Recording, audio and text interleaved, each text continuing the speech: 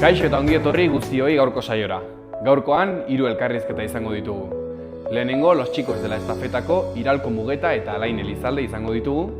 Ondoren, IPES Fundazioaren 50. urteurreneko programazioa azalduko digute Lara Molina eta Miriam Ualtek, eta azkenik, Galeiko kide den Lander Telletxea izango dugu. Horren aurretik, ikus ditzagun gaurko efemerideak. Gaurko egun batean, baina 1609an, Inkisizioak 6 zugarramurdiar interrogatu zituen Logroñon. Graziana Barrenetxea, Maria eta Estebania Iriarte, Juanes eta Miguel Goiburu eta Joanes Sansin. Urtarrila amaieran herrian inkisizioak egin zituen atxiloketek beldurtuta Logroñora beren borondatez joan ziren. 6 errugabe joarren preso hartu zituzten. Aurretik egindako aitortza presio eta mehatxuen ondoriozkoa izan zela esan zuten, alferrik. Inkisidoreek Zugarramurdin Deabruraren adoratzaile sekta bat zegoelakoan, bertara Juan de Valle Alvarado integrista katolikoa bidaltzea erabaki zuten, eta Nafarroako herri honetako sorginen aurkako prozesu entzutea Inkisidoreek Zugarramurdin Deabruraren adoratzaile sekta bat zegoelakoan, bertara Juan de Valle Alvarado integrista katolikoa bidaltzea erabaki zuten, eta Nafarroako herri honetako sorginen aurkako prozesu entzutetsua abiatu. Euskal Herrian, dokumentatuta dagoen inkisizioaren lehen exekuzioetatik, 1329an, azkenera, 1610, 223 pertsona hil zituzten. Egun berean, baina 1917an, Mata Hari espioia atxilotu zuten Parisen. Dantzari exotiko bezala egin zen famatu, eta bere ikuskizunek ikusmira handia piztu zuten. Ondorioz, goi esferekin tratua izan zuen. Alemaniarentzat espioi modura lan egitea eta Frantziari traizio egitea egotzi zioten, eta horregatik exekutatu. Hainbat urteren ondoren, 1960ko otsailaren 13an, Frantziak lehen entsegu nuklearra egin zuen Algeriako Saharan. Gerboaz Bleu izena jarri zioten entseguari, eta Hiroshimako bomba nuklearrak, baino 4 aldiz indar handiagoa zuen bomba leherrarazi zuten bere kolonia zen lurraldean. Ez zuten kontuan izan inguruan jendea bizi zela, batez ere Tuareg herria. Ez Frantziako gobernuak, ez independentziaren ondoren Algeriakoak ere, ez zuten ingurua garbitu eta erradiazioak kalte handiak eragin dizkio nomada herri horri. Azkenik, 1981ko otsailaren 13an, Jose Arregi Izagirre etako kidea hil zen Karabantxelgo espetxeko ospitalean torturen ondorioz. Madrilgo segurtasun zuzendaritza nagusian 9 egunez torturatu zuten. Oso latza izan da, adierazi zien espetxeko kideei hil aurretik. 73 poliziak torturatu zuten Jose. Ez zituzten zigortu, eta are gehiago, haietako batzuk kondekoratu ere egin zituzten. Salatu izan du bere arrebak. Antonio Gil Rubiales eta Julián Marín Ríos poliziak epaitu eta 3 hilabete egin zituzten espetxean. Zizurkilera eraman zuten gorpua, baina Espainiako poliziak debekatu zuen ikusi ahal izatea. Azken unean, aurpegia ikusteko estalkia kendu zioten bertaratuek. Hala ere, gau hartan, zenbait pertsona hilerrira joan, gorpua hilobitik atera, hilerriko etxetxo batera eraman, han tortura frogatzen zuten argazkiak atera eta berriro hilobian sartu zuten. Argazki horiek begibistakoa zena frogatu zuten. Torturatuta hil zutela. Errepasatu dezagun aste honetako agenda. Ostiralean, otsailaren 13an, Cibibox Condestablen biolontxelo eta piano kontzertua izango da. Un puente hacia la modernidad, arratsaldeko 7:00. Larunbatean, Cibibox Pompelon, Kara, La Gurú del Pop komedia musikala izango da, Metamorfosis taldearen eskutik, arratsaldeko 6:00. Orain, gaurko komunikabideen azalak aztertuko ditugu.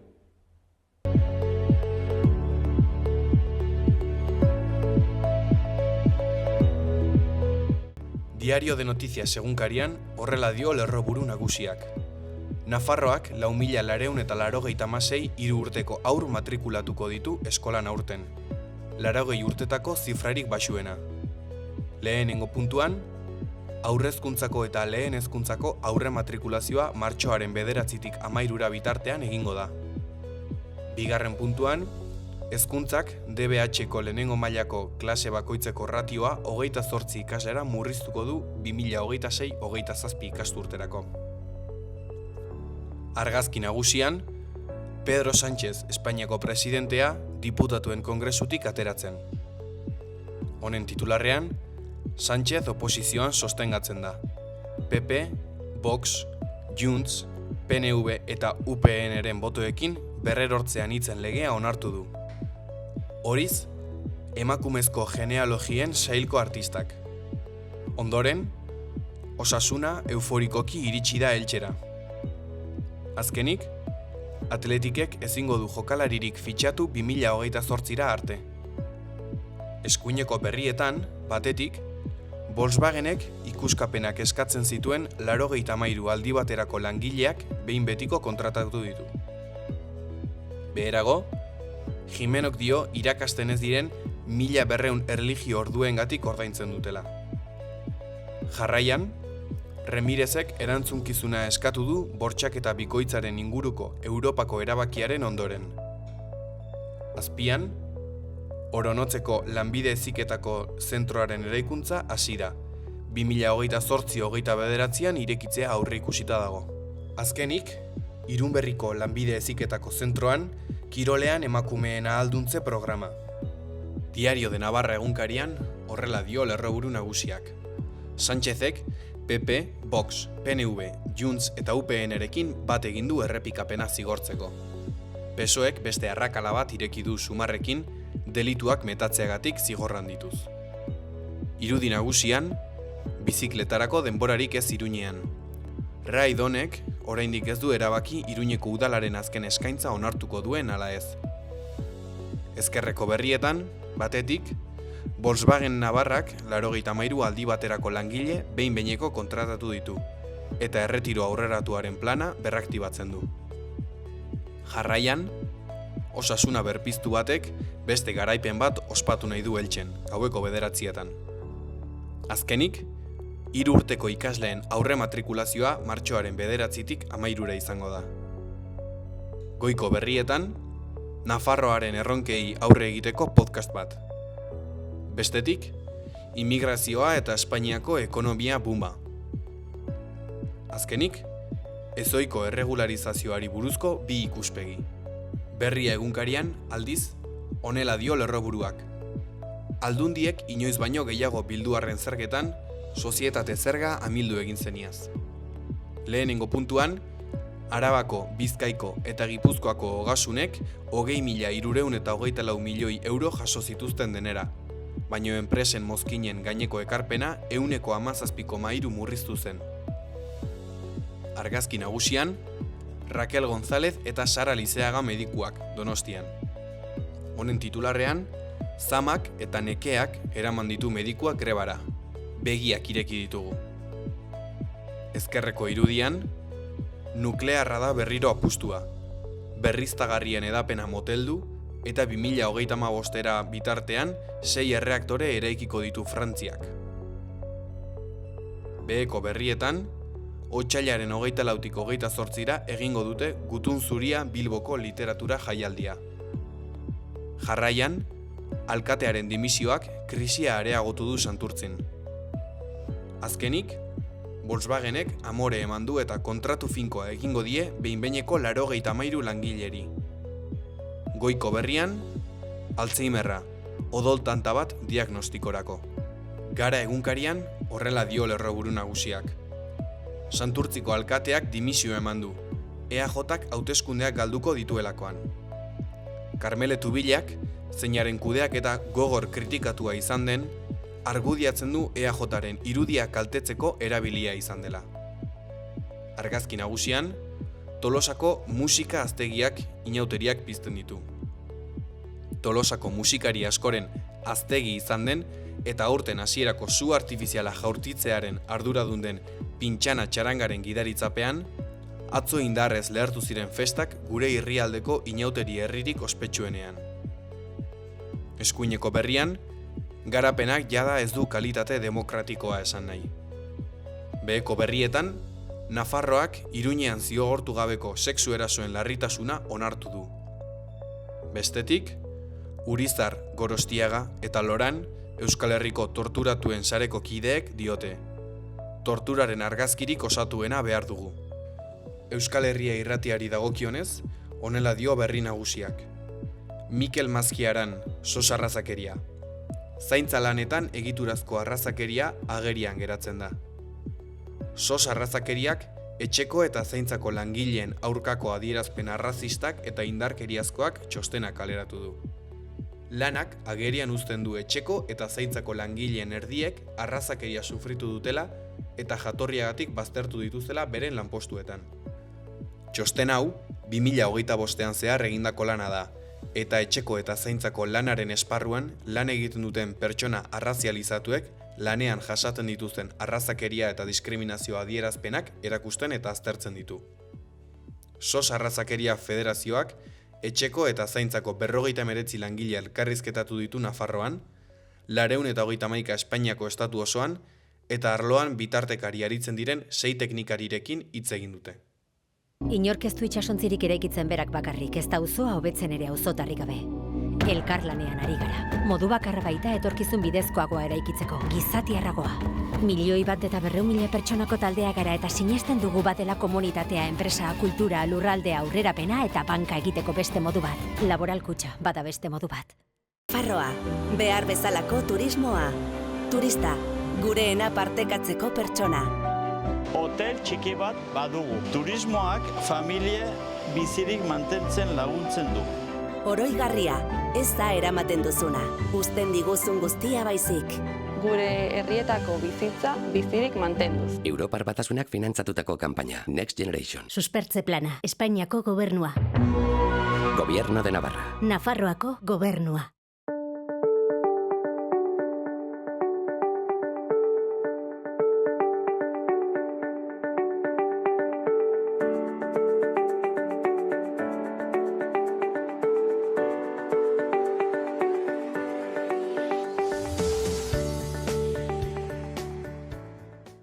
Kaixo eta ongi etorri gurrera, kaixo Alain, kaixo Ialko, Kaixo. Bueno, hotelietarako prest etorri zara. Claro, jauteriak dira. Hori da. Ospatzeko asmoa duzu, Bai? Bueno, bai, gero arratsaldean egingo dugu zerbait. Ongi. Bueno, konta idazue, nortu zeraten, ondik zatozte pixka bat. Bueno, gu etortzen gara Los Chicos de la Estafeta proiektua aurkeztera, eta pues bera Iralko da eta ni Alain naiz bertako partaideak. Zer da, Los Chicos de la Estafeta, kontatu pixka bat? Bueno, pues beitu, osatzen dugu, da proiektu bat, umore inguruko proiektu bat. Hasi ziren 2 edo 3 pertsona, duela kasi 3 urte, beteko dugu ja orain apirilean edo beteko ditugu 3 urte. Hori, elkartu ziren, principalmente elkartu ziren Richard Osses, ikus-entzunezko mundutikan, eta Jorge Goñi, antzerki mundutik eta elkartu ziren eta pentsatu zuten, jo, eta egiten baldin badugu zeo zer umoreari buruz, umore ingurun, eta hori, horrela gauzatu zen proiektua. Gero, joan gara gehitzen, jende gehiago agertzen, eta hori, 3-4 pertsonetatik orain 30 bat edo. Orain momentu honetan. Talde polita. Bai, eta dire, esketx txikiak, laburrak, umore lasaia, garbia, txurie, simplea. Absurdua, zentzuri gabeko umorea. Eta izena, nondik dator izena? Los chicos de la estafeta, claro, los chicos. Guk esaten, ja, claro, neska asko gaude, emakume dezente gaude, eta esaten diegu, a ver, esto de los chicos, eta, claro, beraiek elkartu zirenean ziren, bi mutiko gizon, edo 3, Ramonekin. Ziren 3 mutil, eta orduan, los chicos zen horregatik, eta gero de la estafeta, Iruña azkenean proiektu bat da hemen Nafarra Iruñakoa, orduan estafeta kalea da oso emblematikoa. Oso simbolikoa. Orduan erabaki zuten Los Chicos de la Estafeta. eta gainera izena da humorearekin ere, zen estafeta ez da idazten normal. Idazten da, eserekin hasten da, eta orduan bukatzen da estafeta normal, baina kenduta. Hori da, kentzen da, estafeta, orduan estafeta, eta gero txikos jartzen dute teixa, bueno, euskera aldetikan ez da grafia berezie. Zen elebiduna da, azkenean Nafarroa elebiduna da, orduan erabaki zuten txikos, pues TX-ekin jartzea CH-erekin baino. Hori da. Aipatu estafeta, ez Iruñako kale emblematiko bat, eta San Ferminetako ere, bai. Jakinetenagatik jende askok lotzen zaituzte San Ferminekin. Zergatik da hori, eta zer gehiago daukazue? Bueno, egin genuen esketx bat ere, bueno, pare bat egin ditugu San Ferminei buruz, orduan horregatik ere agian audientzia gehiago izan dute justo bideo horiek, baina estafeta kalea azkenean San Ferminetan da oso berezia, azkenean estafeta kalea da oso garrantzitsua Iruñan. Hasieran egin zen bat, la eskalerika, nola egiten dugun Iruñan, hori, 6-7 hilabete lehenago, hasten gara urtarrilak bat, otzailak 2, eskalerika egiten, egin genuen bat, holan, eta gero San Ferminetan bertan egin genuen beste bat. Horregatik lotuko zuen, baina, bueno. Aipatu duzue, hasieran 2 pertsona, 3 pertsona zirela, gaur egun 30 lagun elkartzen zerate. Nola aldatzen da funtzionamendua, orain nola antolatzen zerate? Bueno, talde batzuk baditugu, bestela, klaro. Bada, talde bat, bereizten ditugu pixka bat eta elkartzen gara, edo sartzen gara taldetan, funtzioekin edo. Bada produkzioa, gero gidoilariak, super garrantzitsua, gidoilariak, produkzioa, gero aktoreak, gero edizioa, claro, gero promozioa. Saretara eramaten duena, publikatzen bideoak YouTubeen, Instagramen, TikToken, sare guztietan, eta gero promozionatzeko katetara deitzen, adibidez zuei bezala kontaktatu dugula ona etortzeko, horrelako beste talde bat dago ere hori egiten dagoena. Teknikoak, kamarak, orduan, bueno, claro, 30 pertsona inguru gaude, baina, claro, denetarik dugu, ez? Gidoilariak batzutan parte hartzen dute baita, aktore moduan, aktoresak. Gero produkzioan gehieno gaude, lortzeko bai lekuak, bai behar duguna, jantziak edo zerbait tresnaren bat edo behar baldin badugu. Claro, produkzioan ja gutxigo, produkzioan bai, baina edizioan jende gutxigo. Bueno, kamera eta edizioan normalean egoten dira berdinak, baina kamarak egoten dira presentzialki, eta editatzen daudenak etxean daude, eta azkenean da gazte jendea normalean, eta egoten dira astean behin editatzen, asteko bideoa editatzen. Proiektu hau 2023 urtean hasi zen, ja 2026an gaude, ze aldaketan nabaritu dira, jende kopuruaz gain, proiektu aldaketa handiak egon dira? Bueno, pentsatzen dugu hobetzen ari garela, ez? Pentsatzen dugu, espero dugu hobetzen ari garela. Hori, jende kopurua bai, gero antolamendu aldetikan igual hobeto antolatzen gara. Bai, zen nik sortu nuen talde bat WhatsAppean, komunitate bat, orduan hor joan nintzen organizatzen pixka zen bestela lehen dena zen nahastuta. Orduan sortu nuen bat egotea gidoilariak, bestean produkzioa, gero editoreak beste batean, kamarak beste batean, eta orduan horrela koordinatzeko hobeto, zen bestela hori zen kaos bat hasieran organizatzeko. Bai, WhatsApp taldean bestela, bai. Orduan ja bakoitzak hitz egiten du bere taldekokin, taldekidekin, eta... Koordinatzeko gauza. Aipatu duzu lehen, sare sozial ezberdinetan ere zaudetela, zer ematen dizue sare sozialetan egoteak? Gaur egun sare sozialak dira dena, azkenean jendeak ikusteko sare soziala dira, telebistan ez ditugu sketch hauek emititzen, orduan modu bakarra dira sare sozialak, orduan Instagram, TikTok eta Facebook dira gaur egun erabilienak. Eta hauek gazteak dire, horretan lasai eta errez mugitzen direnak, eta gainera lain informatikoa denez, dena menperatzen du. Aipatu duzu zuen numerea absurdoa dela, txuria dela, simplea, erresa. Bai, erresa. Zer esan nahi du, umore absurdoa adibidez, zuek zer esaten diozue umore absurdoa? Hombre, gure humorea, gainera, esketzain laburrak izan da, klaro, izan behar da, pixka bat impactante lehendabiziko momentutik, kasi. Jolasten dugu asko hitzekin edo egoera aldrebesekin edo, ez? Hitz jolasak, azkenean humorea ematen dutena, esaten duzu dauze tontakeri da, baina zentzua dauka, ez? Osea, inteligentzia daukala esaldi horrek.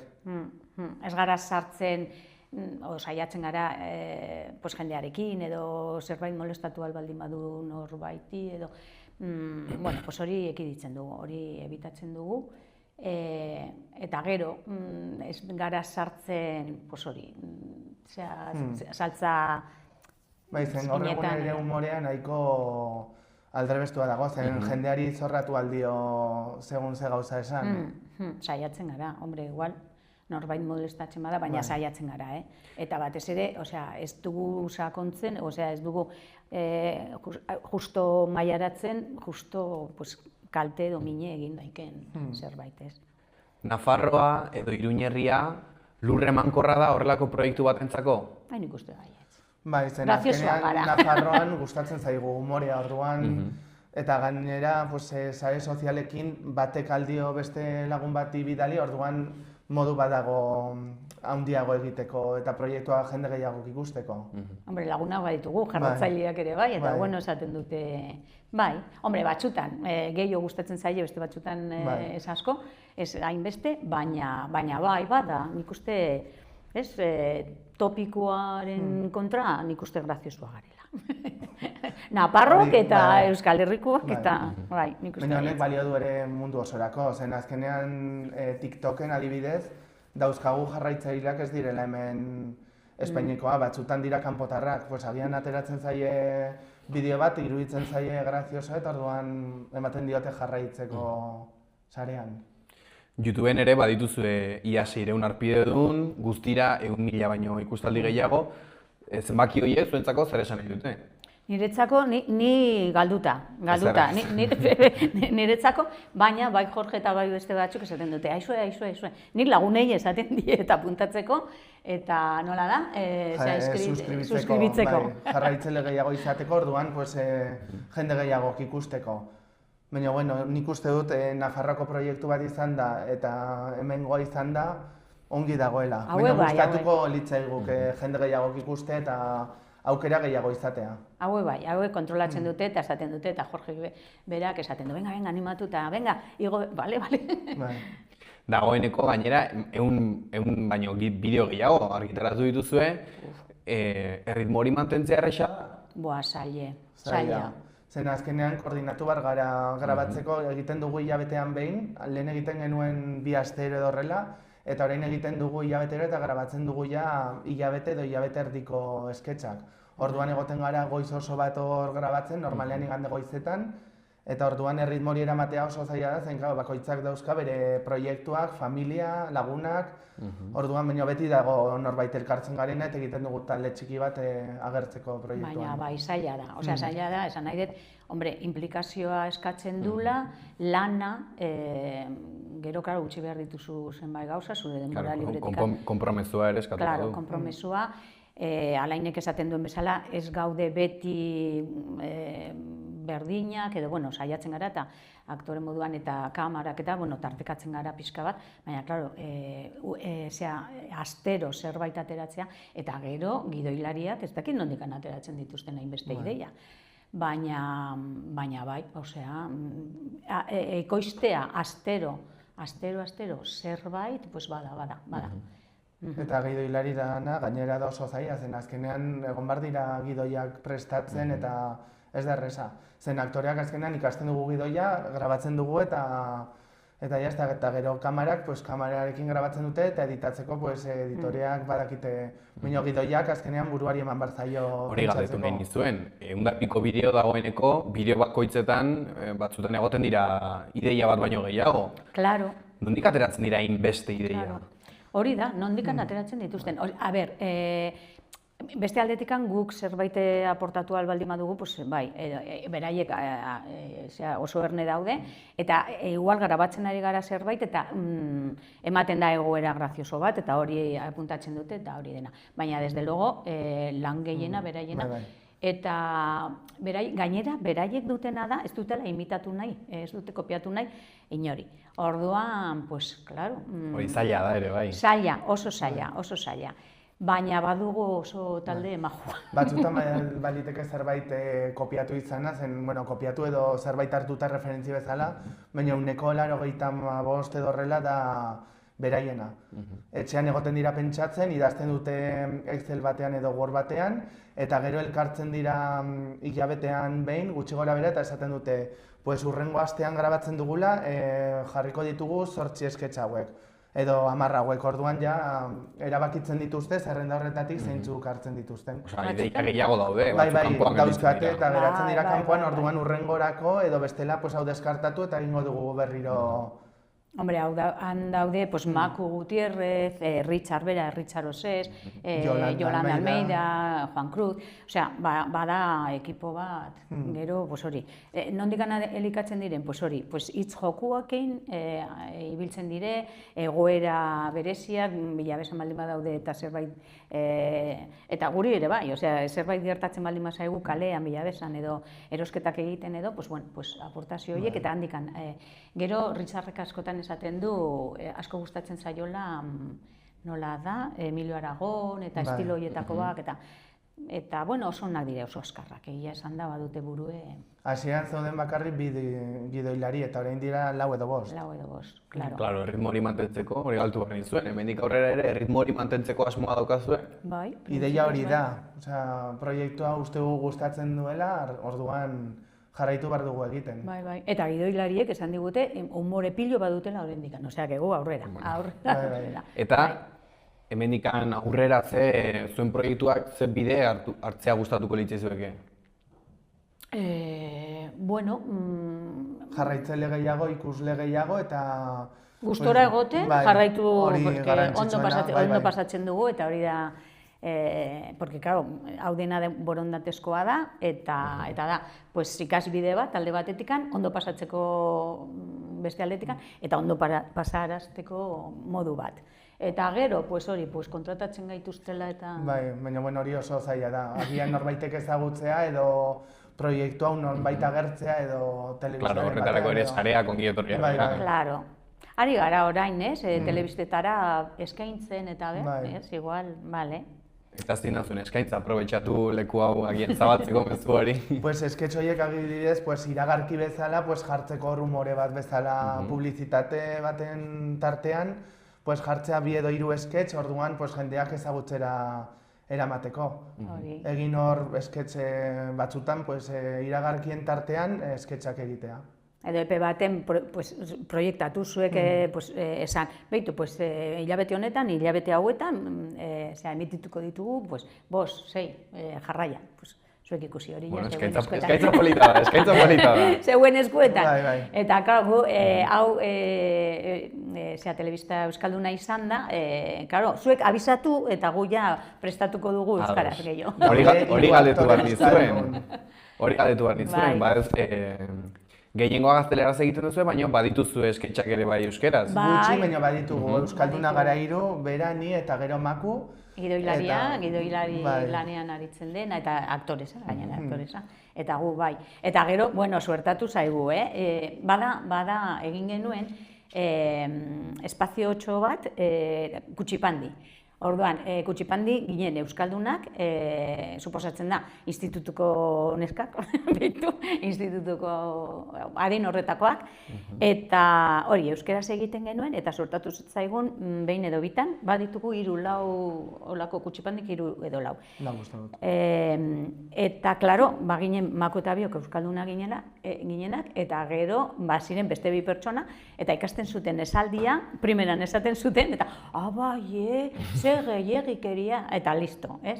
Horrekin moldatzen gara. Zen beraiek ez dira euskaldunak beste biak, orduan ikasi barri izan dituzte gidoiak, baina gustatuko litzaiduke euskerazko deitzen baldin badut, euskeraz gehiago egiteko edo idazten baldin gaituzte edo norbaitek nahi baldin badu euskeraz egitea, lortuko genuke aktoreen bat euskalduna sartzea euskeraz gehiago egiteko. Eta 30ko talde batean euskaldunak 3 izan da, zergatik erabaki zenuten euskeraren sketch batzuk sartzea eta indarra horretan jartzea ere bai. Ni horretan, Nafarroa elegiduna delako, orduan beharrezkoa da. Bai. Ez dakigu ikusle asko dauzkagun euskaldunak, baina azkenean Nafarroa elebiduena da, orduan bai edo bai euskeraz egon behar zen esketxen bat. Ni berez talde honetan sartu nintzen, beraiek hasi ziren, eta baziren 4-5 pertsona hasieran, eta lagun batek, han sartuta zegoen lagun batek idatzi zuen Facebooken eta nik esan nion, Luis, ni sartuko nintzake, euskaraz laguntzeko, gero egiten dut gaztelaniaz eta hori dena, ze hori dugu, euskaldunok hori, erreztasun hori dugu, euskeraz eta gaztelaniaz egin dezakegula. Baina bai, ni argi eta garbi badaukat eta saiatzen gara, eta igual planifikatzen dute hasieran zerbait gaztelaniaz, eta nik ikusten baldin badet, guk ikusten baldin badugu zerbait... Euskara itzuli aldugula, Claro, hitz-jokoekin agian batzutan alda, beste batzutan. Baina oso zaila da hori, hitz-jokua baldin bada, batzutan ezin da. Baina egoera grazioso bat baldin bada, edo handikan tiraka, guri bururatzen baldin bazaigu zerbait, egin genuen orduan, bai, euskera oso presente izan behar da. Nuen ikusten duzu, zuen proiektua hemendikan urte bete barru? Hemen. Sare sozialetan jarraitu eta telebistetan albada hobeto. Eta nordaki agian gero proiekturen bat atera aldaiteke, agian interesatzen zaio norbait eta gu algara gero beste proiekturen batean profesionalki edo... Vale. Ni profesionala, baina, esan nahi den, ni amateur mundutik nator, ni antzerkia egiten dute, amateur. Honek gehiago. Ni gehiago nago justo zinema formakuntzarekin, aktore formakuntza, baina kamera aurrean. Bera gehiago dantzerkikoa eta ni naiz gehiago ikusentzunezko mundukoa. Baina, nik esperimentatu nahi dut. Modatzen zerate, ez da? Ni saiatzen naiz, ikasi nahi dut. Sartuko naiz pixka bat. Orain jubilatuta, ni maistra naiz, jubilatuta nago, 60 urtekin uzten digute. Eta hori, ni antzerki munduan aritu naiz, amateur, eta beti ikasten, baina igual orain, animatzen naiz. Kamerako munduan. Bukatzeko, azken galdera bat. Zergatik behar du Nafarroak Los Chicos de la Estafeta bezalako proiektu bat?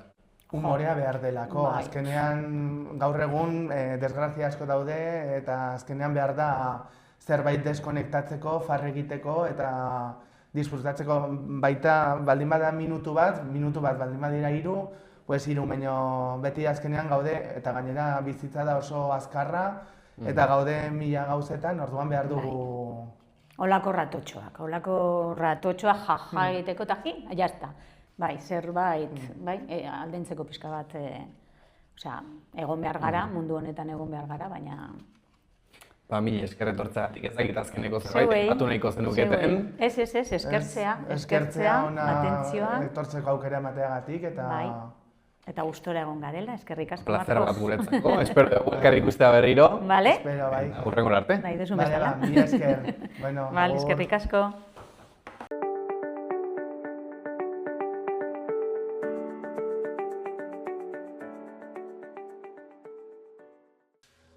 Ostirala eguraldi makurrarekin dator, bereziki eguerditik aurrera. Eguna hego-mendebaldeko haizearekin hasiko dugu, baina egunak aurrera egin ahala, mendebal ipar mendebaldera jo eta indartu egingo da. Ufada oso zakarrekin. Fronte ezberdinak iritsiko dira eta euritara joko du. Euria mendebaldetik ekialdera zabalduko da, eta egunaren bigarren zatian barra egingo du. Baliteke trumoi ekaitzak izatea eta txingorra egitea. Temperaturak behera egingo du eta elurkota jaitsi egingo da. Azken orduetan 1000 metro inguruan egon arte. Eguneko temperatura minimoak ere egunaren azken orduetan neurtuko dira. Larunbatean negu beteko giroa izango dugu. Eguna bustitik dator, zaparradak edonoiz eta edonon egingo ditu. Baina ugariagoak izango dira egunaren lehen zatian. Orduan trumoi ekaitzak izan daitezke eta txingorra egin dezake, bereziki kostaldetik gertu. Arratsaldean eta gauean, zaparradak txikiagoak eta bakanagoak izango dira, eta egunaren amaieran atertzeko joera izango du. Elurkota 1000 metrotik jaitsiko da, eta goizean 600-800 metrora egongo da, bereziki ekialdean. Iparraldeko haizea zakar ibiliko da egunaren lehen zatian, eta haizeguneetan bolada oso gogorrak izango dira. Temperaturak behera egingo du, giro hotza nagusituko da eta mendi inguruetan izotza egingo du. Inork ez du itsasontzirik eraikitzen berak bakarrik, ez da auzoa hobetzen ere auzotarrik gabe. Elkarlanean ari gara. Modu bakarra baita etorkizun bidezkoagoa eraikitzeko, gizatiarragoa. 1.100.000 pertsonako taldea gara eta sinesten dugu batela komunitatea, enpresa, kultura, lurraldea, aurrerapena eta banka egiteko beste modu bat. Laboral Kutxa, bada beste modu bat.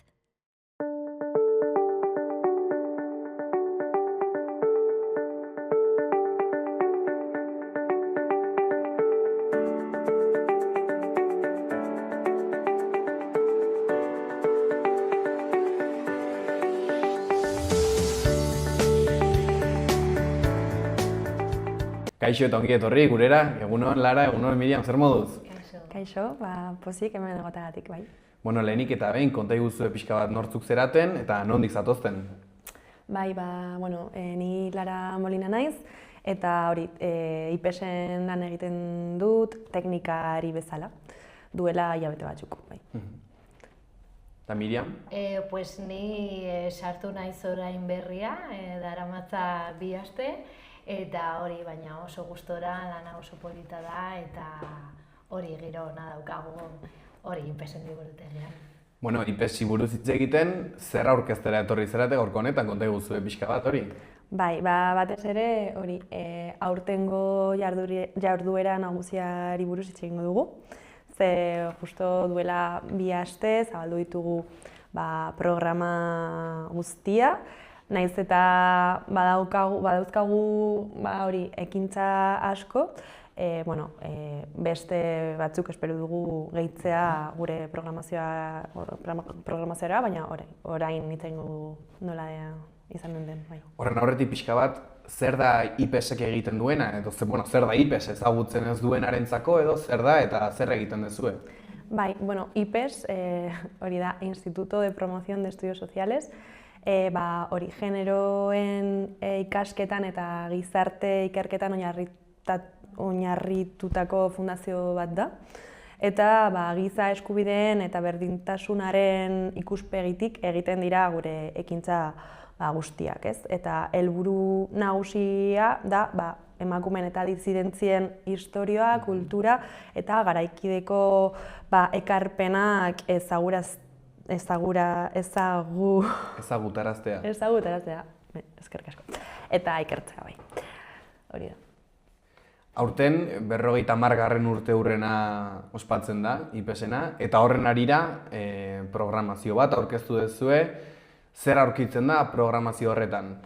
Bai, hori, batez ere, eta betiko programazioen bezala, ze hori, IPES-en eskaintza zen hori duela 50 urte ere, ikastaroak eta tailerrak eskaintzen ditugu, gero hori irakurketa taldeak oso harrera onarekin ditugu eta zikloak ere hori eskaintzen ditugu eta justo hurrengo astean hasiko gara hori ahots eta begiradarekin zikloarekin. Nahi duzu... Azaldu pixka bat zer den datorren asteko zikloa, bai? Agian Mirianek egin dezake, bai? Lara esan bezala, ospatuko dugu ahots eta begiradak zikloaren 4. edizioa. Hau antolatzen dugu IPES Fundazioak, baina baita ere Mugarik Gabe Nafarroa eta Felipe Rinaldi Fundazioak. Eta hau gobernuko, Nafarroako gobernu eta Iruñeko udalaren babesarekin. IPES-ek 20 urte daramatza antolatzen zinema eta eskubideen erakusketa. Eta ziklo hau pixka hori erakusketaren lotuta egiten hasi ginen. Pixka bat jakintzak partekatzeko eta modu hurbilean eta presentzialean eztabaidatzeko espazioa behar genuelako. Zinema formatua oso ongi dago, baina zerbait gehiago behar genuen pixka bat elkarrekin hitz egiteko, elkartopatzeko eta aktivismo sozialetatik egiten ari diren borrokak edo mugimenduak pizka bat ikasteko eta ikusteko. Pixka bat ikusten egon naiz, programazioa sareetan berehala aurkitzen da, oso erresa da, eta programazio handia sortu duzue. Zer dira, ekimen puntualak dira, edo urte osoan irango dute, edo nolakoak dira? Batzuk hori, irango dute hilabete batzuen zehar, beste batzuk dira hori, bakarrik egun batean, adibidez, emakume egileen topaketak, hori, badauzkagu batzuk ja programatutak, adibidez, hurrengo astean egiten dugu Luciana Pekerren azken liburuaren aurkezpena, La audiocracia al fondo a la derecha. Gero ere otsaiaren bukaeran, Olatxo Bejeroren aurkezpena bat eginen dugu, bere tesia partekatuko du IPES-en. Eta gero, beste batzuk ere ditugu, batez ere hitz egingo dut horri buruz da euskaraz, da Daniel Sarriugarteren azken liburua, beste zerbait, etorriko da Liburutegira aurkeztera ere. Eta, beste batzuk ere ditugu, apirilera arte, baina hori, esan dudan bezala, jarduerak hurrengo hilabetetan ere jarraituko ditu. Denetarik daukazue. Denetarik, bai. Eta gero, hori beste zikloak, ahots eta begiradak, eta gero Mujeres Creadoras ere, gertatuko da maiatzan. Hori da urtero programa egiten dugun programa bat, emakumeen kultura eta zientzia ekarpenak ezagutarazteko sortutako hitzaldi egitaraua, eta aurten adimen artifizialaren gaia landuko dugu. Hori, ikerlari, ekintzaile eta egileen eskutik, nola hori, ikuspegi kritikoekin, nola iak, genero, arraza eta kolonialismo joerak indartzen dituen, eta hori maila ekologikoen ere duen eragina, eta zer egin dezakegun horren inguruan, ez? Eta hori gertatuko da maiatzan, hau da ere IPES-en ziklo oso nagusia eta ezaguna. Eta gero, esan dudan lehenago bezala, irakurketa kluak ere ezaren ditugu harremanak egileekin, saio guztietan konektatzen dira gurekin, eta hori ere oso ekintza polita eta harrera onarekin jarraitzen da. Aipatu dituzu pertsona asko, imaginatzen dut langile asko, gonbidatu asko, elkarteekin ere elkarlana egiten ari zerate.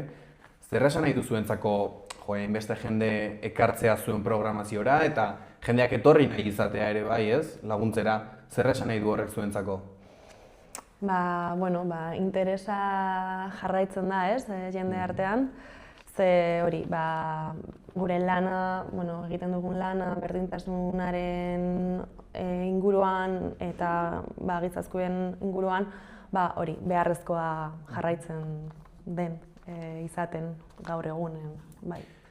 Bai, eta adibidez, datorren asteko zikloan hitz egingo dugu sexu eta ugalketa eskubideari buruz.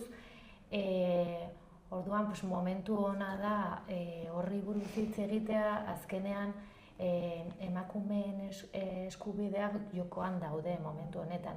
Etorriko dira Latinoamerikako 3 gonbidatuak, haiek Espainiako estatuan daude ezin dutelako bizi bere jatorrizko herrialdean, justo bere aktivismo politikoagatik, eta haiek hori salatzen ari dira, nola eskuin muturra aurrerapenak etortzen ari da, eta hori emakumeen eskubideak defendatu behar dugula. Horrelako sortzen ari zeraten ekimenak eta zikloak eta tailerrak herritarrentzako irekiak dira, edonor joan daiteke bertara? Bai, hori da. Pertsona guztiak etorri dezaket, eta hori, ez bakarrik emakumeak hori ere esan behar dugu, batzutan galdetzen digute, ez? Bai, batzutan jendea pentsatzen du liburutegia bakarrik da emakumeentzako, baina ez, osea, edo nor etor daiteke. Bai. Badaukazue agian, ez dakit, perfilen bat bilatzen duzue, interesatzen zaizuena gehiago zuen ekimenetara gerturatzea, edo populazio guztiarentzako berdin-berdin? Bai, bueno, berdin-berdin, bai, baina justo hori lan egiten dugun arloan da, hori feminismoa ere, nola da, ezabaltzea, bai, orduan, hori, agian interesgarriagoa da, hori, ez dauden aingertu feminismora, etorrarazi edo, bai... Claro, aldi beran hori ere zailagoa da, aingertu ez daudenak etortzea. Baina bai, guretzat garrantzitsua da hori egitea, edo bai, horri buruz indartsuak jarri ez. Eta 50. urtegurren honetako programazioarekin, ze mezu bidali nahi duzue gizarteari edo herritarrei? Bueno, antolatu behar dugula gure eskubideak defendatzeko, ez? Eta garrantzitsua da kolektiboa nola antolatu dezakegu. Bai. Hau zen IPES-en hasiera edo horrela jaio zen, ez? Zen herri mugimendutik, orain nahiko hori egoera ezberdina da, baina naiz eta hori daukagun orain, hori herriko mugimenduak eta kolektiboetan gertatzen diren borrokak ere behar ditugun ekartzea, ez, gure elkarteetara. Orduan, hori, harreman horrekin jarraitu behar dugu, eta hori gure ustez ez, bai, horretan ez, jarri behar ditugu guztia. Eta zuentzako, bueno, kasu honetan, zer esango zeniokete gaur egun, agian geroz eta gehiago egon daitezke ez, eskuinetik datorren indarkeria honekin, feminismoa ulertzen ez duen, edo sinisten, feminismoarengan sinisten ez duen pertsona bat zer esango zeniokete? Pues, gauza batzuk gertatzen ari dira, ez? Adibidez, bakarrik ez dira gertatzen Latinoamerikan, baina ere Europan, adibidez Andaluzian, kanzer de mama kribadoekin movida handia izan da, ez? Pues, hori adi egon behar gara, atzera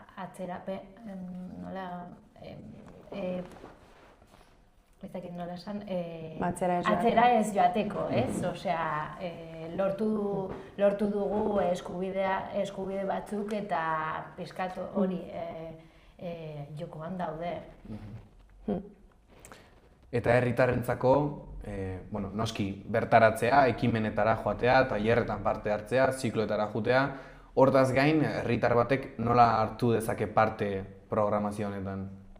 Bai, lehenik hori, hurbiltzean, ez, gurekin egotera, eta gero ere gaude hori irekiak proposamen jaztzeaz, hori, haiek nahi duten, ez dakit zer, tailer bat proposatzea, horrelako gauzak ere hori, dauzkagu sare sozialak emaila irekia, hori kontaktuan jartzeko, bai, hori. Sare sozialetan gaude, Instagramen, Facebooken, Twitterren edo Xen, eta partekatzen dugu informazio pilo bat, ez? Bai. Bueno, bukatzen jungo gara, ja. Galdera bat zuentzako pertsonalki, zer esan nahi du zuentzako IPES fundazioaren parte izateak, orain kide berriak zeratela, eta Eta, bueno, 50. urte hurrenean parte izatea. Bai, niretzat agian hori, duela hilabete batzuk hasi nintzen lan egiten, eta hori niretzat IPES da zerbait pionero, nola esaten da euskaraz, berritzaile edo, eta niretzat da hori, harrotasun handia, hori, historia honekin jarraitzea edo genealogia honekin jarraitzea eta beste belaunaldietara ere edatzea, ez? Ze hori, adibidez nire kasuan, hori, batzutan nola egiten diren gauzak, ez? Feminismoen ere arloan, hori, nolabait, aurreratu, ez? Egin behar dugu ere, gure garaiko erronkekin ere, hori, arreta jarri behar ditugu, orduan, hori egiten, motibantea iruditzen zait. Ni, berdin, ez? Osea, IPES feminismoaren erreferentea da, sortu ziren emakumeak hor daude, eta nik uste dut haien pasuak jarraitu behar dugula, ez? Oso, Mila esker bioi etortzeagatik, ez dakit bukatu aurretikan azken mezuren bat bideleniko zenuketen, ikusentzako deialdiren bat edo... Hori, begira gure programazioa, badutugu hori ez bakarrik ziklo ahots eta begiradak zikloak, baina hori, izen emateak irekiak daude tailer batzutara, ez dute hitz egin, baina, Andrea Ganuzaren eleberri grafikotara batez ere, ze hori behar ditugu jendeak animatzen horretara, oso irudi egile ona da, Iruñekoa, eta hori, eskainiko du tailer hori, eta irekia dago izen emateak, otsailaren 20 arte. Gero ere hori beste irakurketa taldetara, izen emateak irekiak daude, baita hori,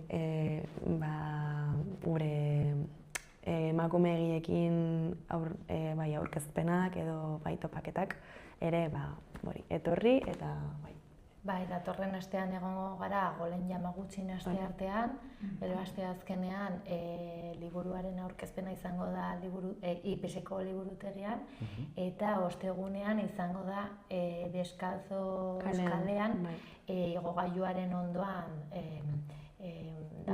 dagoen udaleko aretoan. Eta oso interesgarria izango da, Latin Amerikako emakumeak erreferenteak dira, eta hori. Ikus dezala jendeak programazioa eta animatu da dira. Hori da. Mila esker bioi etortzeagatik, animo eta zorte hon programazio luze honekin eta hurrengora arte. Eskerrik asko zuei. Inork ez du itsasontzirik eraikitzen berak bakarrik, ez da auzoa hobetzen ere auzotarrik gabe. Elkarlanean ari gara. Modu bakarra baita etorkizun bidezkoagoa eraikitzeko, gizatiarragoa. 1.100.000 pertsonako taldea gara eta sinesten dugu batela komunitatea, enpresa, kultura, lurraldea, aurrerapena eta banka egiteko beste modu bat. Laboral Kutxa, bada beste modu bat.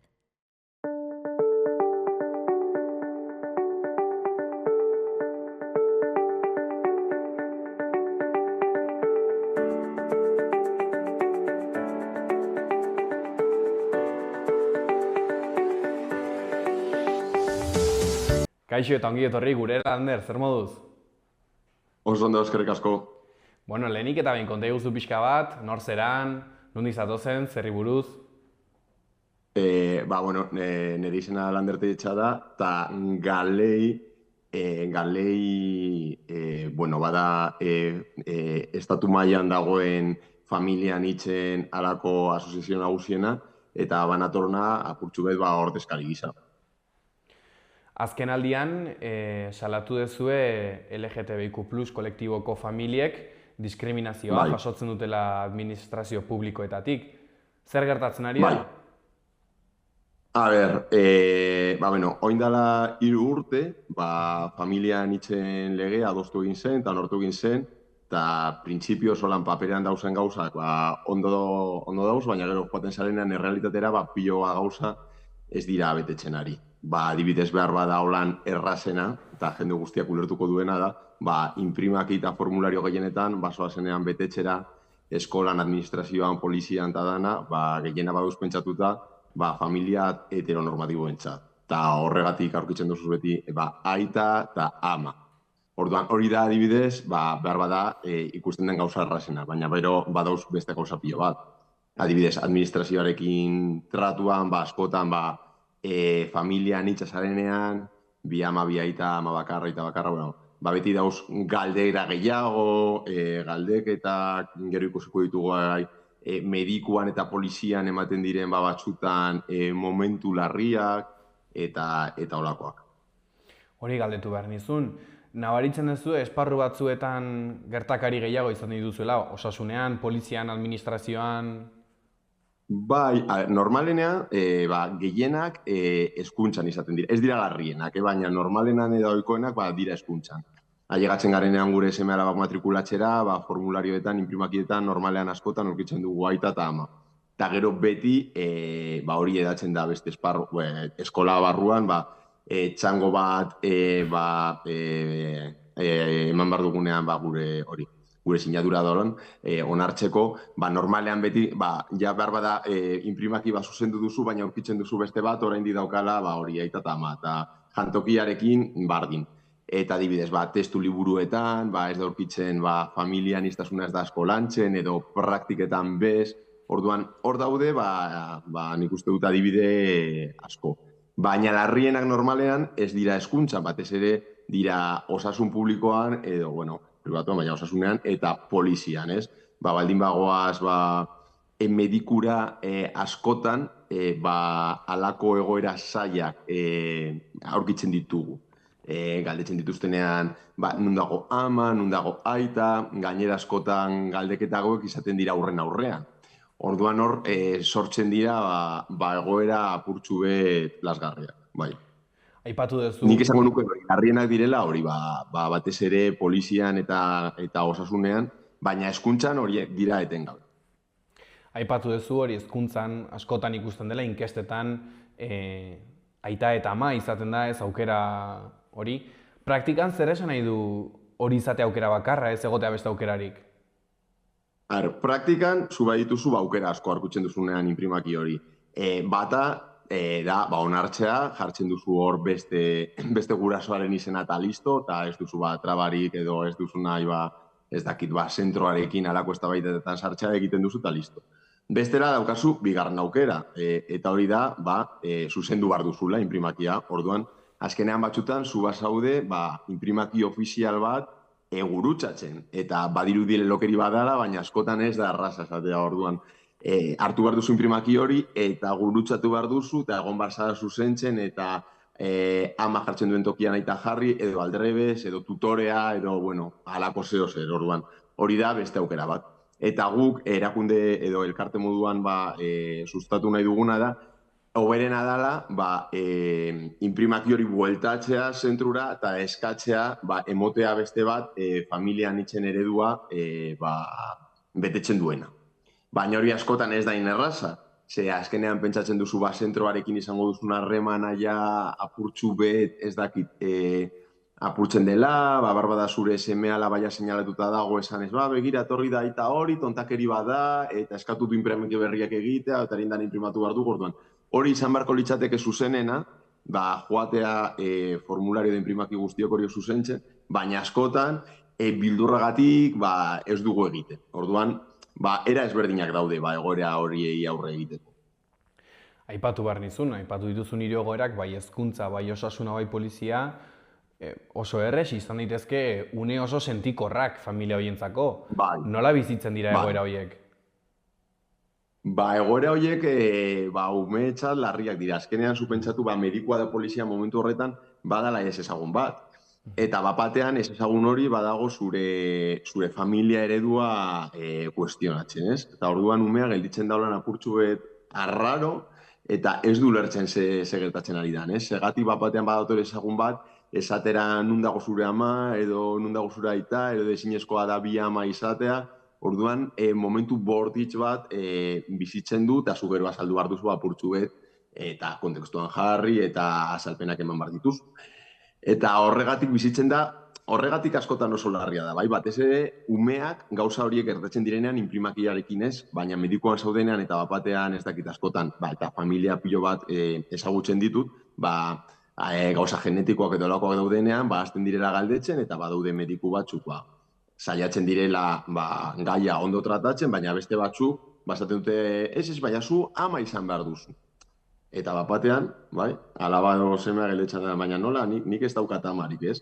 Eta hori zaila da, bai, umeentzat nahiko zaila da. Eta gurasoentzat bai, ez dela erraza momentu horretan, ez dituzu behar bada tresna egokiak zure aurraren, semeraren aurrean medikuari kontra eramateko, bueno, ez dira une erraza.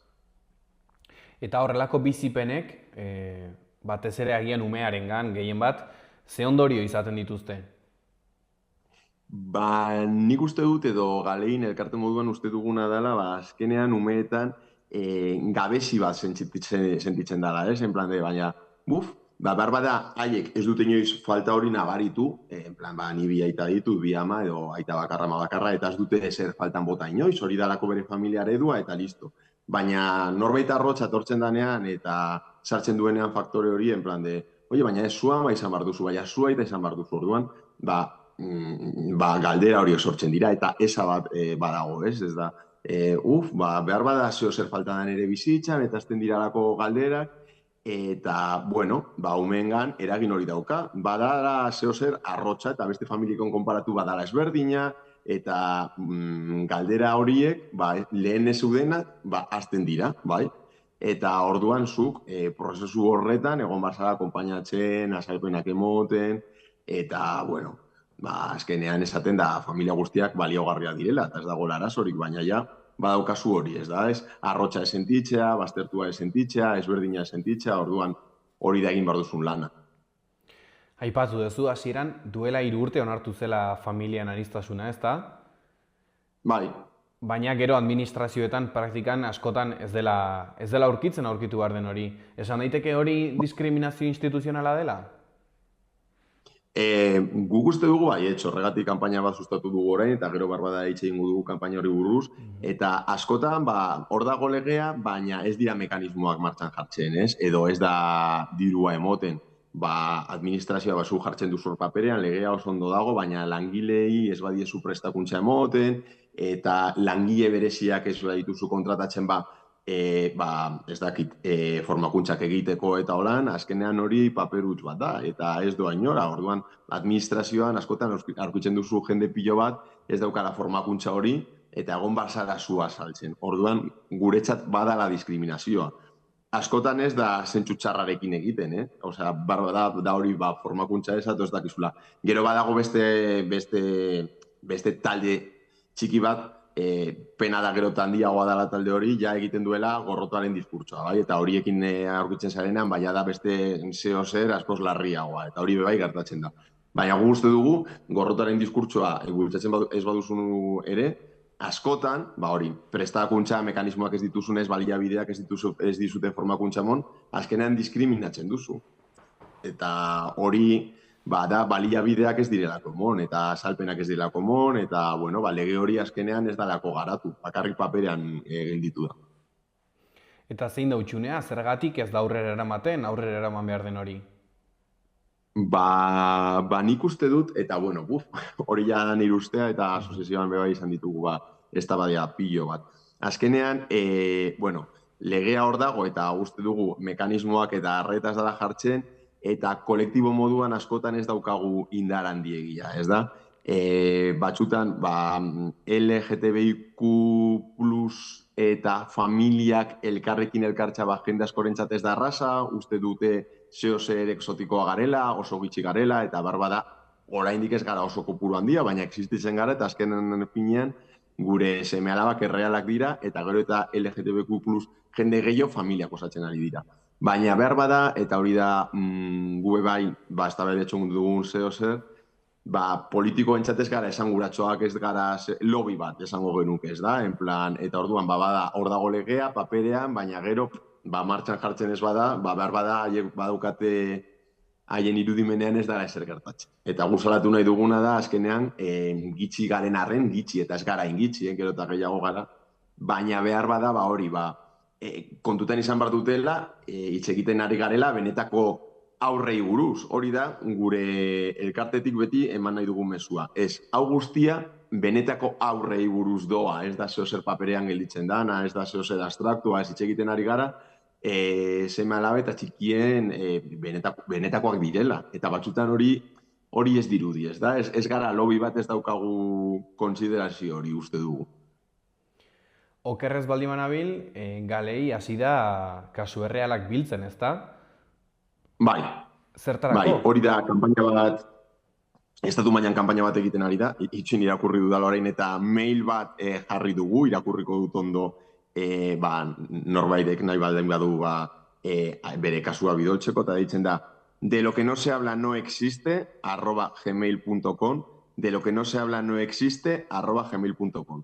Eta honen helburua da, nik kontatu ditudan egoeren modukoak biltzea, benetako egoerak, eman direla hezkuntza, mediku baten bizitan, pasaportea eguneratzea zoazenean, hor gauza asko gertatzen dira.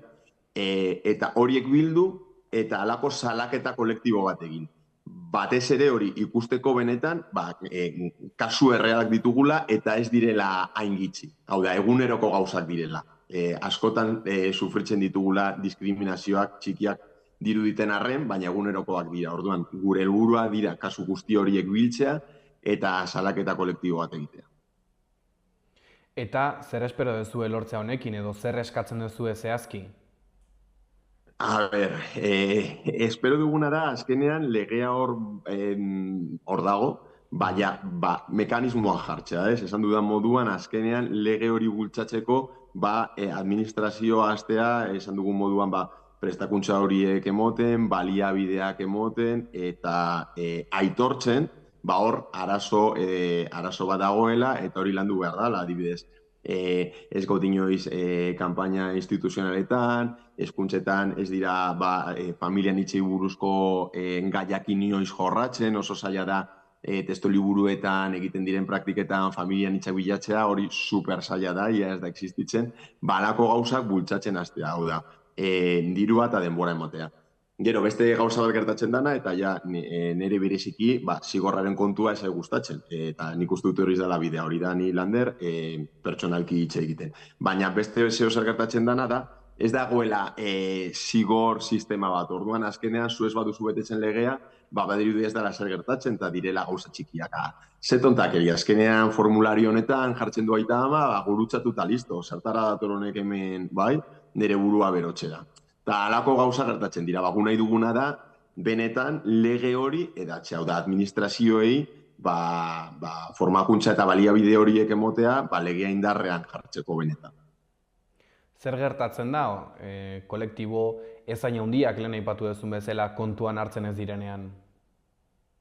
Hor dago, gu uste dugu, eta horregatik kanpaina horan deitzen da, de lo que no se habla no existe, aipatzen ez dena ez da existitzen, eta zeo zer ez bada aipatzen, azkenean hori badirudi da oso arraroa edo oso exotikoa, zuk ez baduzu hori lantzen, ez baduzu lantzen eskolan badaudela familian hitzak, agertzen direnan, batean dira zeo zer arraroa.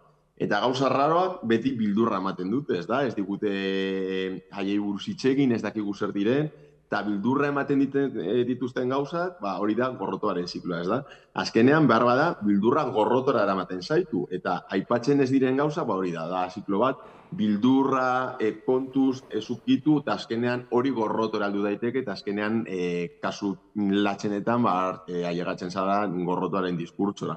Horregatik garrantzitsua da, familiak aipatzea, gure eredua ulertzea, hor gaudela, ez garela mamuak edo estralurtarrak, eta ez bada aipatzen, azkenean hori da benetako arazoa. Oraintxe bertan, zer aldatu beharko litzake epe laburrera gauzak aldatzeko? epe laburrean, ez da erraza. Hitz egin dugu asko administrazio buruz eta politikari buruz eta legari buruz, baina bai hor dago gizartearen lana. Eta guk uste dugu, gizartearen txat, anistasuna, beti dala zer positiboa eta gizarte moduan joan bar garela, anistasuna lantzen. Epe laburrean, ez dakit munduan nora doan ikusita, ez da erraza galdera horri erantzutea, baina gitxienez idatzita dagoena, hau da, onartu diren legeak indarrean jartzea. Adibidez, pasaren urtean, eta hau da beste adibide bat, Berdintasun Ministerioak martxan jarri zuen, nola ditzen da, LGTBI estrategia, eta hor, joan ginen elkarte gisa, eta ikusi genuen, familiei buruz, familiak ez direla tratatzen, eta azkenean guretzat, gure seme-alabak kolektiboaren parte dira, kolektiboa jasotzen duten gorrotoa, haiek bai jasotzen dutelako, eta ezin dira kanpoan egon orduan. Epe laburrean aldatu behar den zer hori bada. Ulertzea gure seme-alabak kolektibo horren parte direla, gorroto hori jaso dezaketela, eta behar dutela protekzioa bai. Eta orduan, estrategia hori garatu zenean, gu oregon ginen, eta zuzenketa asko egin genituen, kontutan izan zituzten, eta hori da, aldaketa bat egin behar dana. Politikariek eta gizartean. Joatea ulertzen ez garela 2 edo 3. Behar bat ez garela, beste familia bezain ugariak, baina existitzen garela, gero eta gehiago garela, eta errealak garela. Eta hori da, landu nahi duguna, en plan de, hemen gaude, eta bagara beste familien modukoak, ditugu beste familiek dituzten, ez dakit, behar berdina. Eta zein da Galeiren helburua epe luzera? Hombre, Galeiren helburua epe luzera da normaltasun horri ailegatzera. Azkenean, gure familiak, beste familiek dituzten eragozpen berdinak, baina ez eragozpen gehiago izatea. Hori da, azken finean Galerien helburua. Hau da, ez diskriminazioa ez jasotzea, eta gure familiak normaltasunez joatea mediku batera, ez izatea bildurra. Azkenean, hori, jaso ditugun kasuen aurren edo Galeik izan dituen kasuen artean, baditu, 2 ama adibidez joan zirenean endokrinora gauza genetiko bat galdetxa ez dakiz zer, eta medikuak esan zion zuzenean, alabari, zu ez egin kasu 2 emakume hauei, zu izan behar duzu aita bat. Eta hori da, super bortitza, Galei nahi duena da, hori ez pasatzea inoiz. Zu, joan barzarela pasaporte eguneratzea tranquiltasun osoaz, eta medikura bardin, beste familiek, hau da, familia heteronormatiboek arazo hauek ez dituzte, eta askotan, zaila izaten da haiek ulertzea, guk esatzen garenean, arazo horiek ditugula. Hori da Galeiren helburua, azkenean, izan behar ditugula, tratu berdinak, eta egon bar garela gizartean integratuta era berdina. Mila esker, Lander, gure atortzeagatik, ez dakit, amaitu horretik aipatu nahiko zenukeen beste zerbait, edo...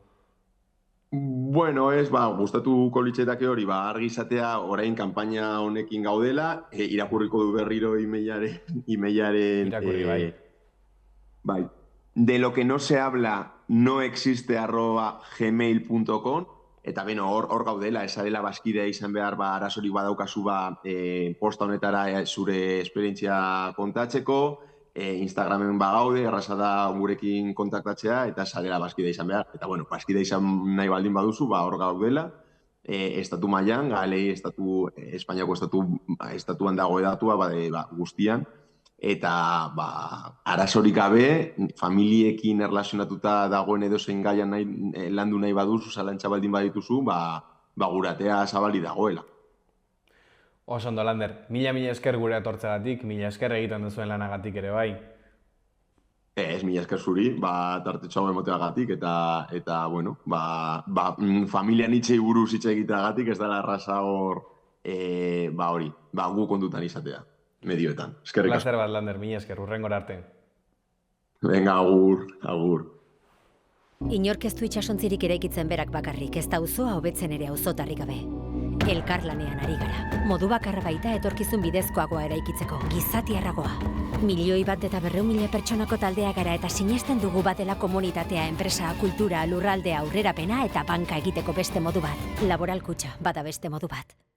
Hau izan da gaurko saioa. Mila esker gurekin egoteagatik eta astelen arte.